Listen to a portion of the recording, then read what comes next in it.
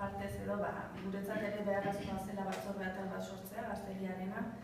Ez bakarrik hizkuntza politikan, baizik eta arlo guztietan gazteriari arreta jartzea garrantzitsua dela, baina honetan ere eskertzen dela. Lanari edo ikerketari dagokionez, guk aipatu genuen 12-14 etzela Gazteriari Kontseiluak lan egiten zuen adintartea, baina balekoa dela eta esanguratsua lehen urtean 14 urte zituztenek datorren urtean 16 edukiko dituztelako. Gazteria kolektiboa egunez egun berritzen doa, batzuk gazte izateari usten diote, eta egunez egun batzuk gazte kolektibo horretan sartzen dira. Beraz, batzuetan diagnostikoekin, ikerketekin gabiltzan bitartean batzuk kolektibo hori uzten dute, beraz, gazte hauekin egin den ikerketa hau guretzako oso esanguratsua da eta hemendik ondorio asko atera daitezke. Alde horretatik, ikusi duguna da, emaitzetan kezkatzeko hainbat gauza badaudela, baina baita ere pozteko moduko gauzak. Horrek harritu gintuen, hasieratik, aipatu dezuena orain arte ez, guretzako inportantea da euskara gazteen hizkuntza dela.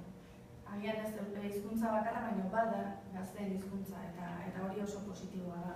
Eta baita ere, erabilerarekin batera iritziarena. Gazteek euskararekiko daukaten iritzi hori positiboa izatea, pozteko moduko ondorio bat da, edo emaitza bat da ikerketa honetan.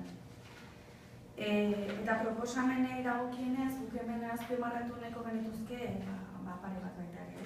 Hezkuntzari begiratuz ahozkotasuna eta jariotasuna lantzea ezinbestekotzat jotzen dugu.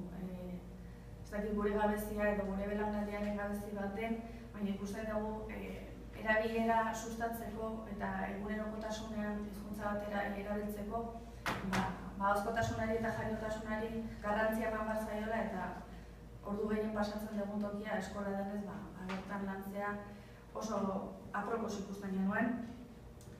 Eta bestetik hezkuntzarekin jarraituz, goi mailako ikasketak euskeraz egin ahal izateko osorik euskeraz egin ahal izateko eskubide hori bermatzea eskatuko genuke. Batez ere unibertsitatea zari legan noski, baina garrantzitsua da. Arlo ez formalari dagokionez, zuek aipatu duzue eta horrekin erabat ados gaude, bat gatoz,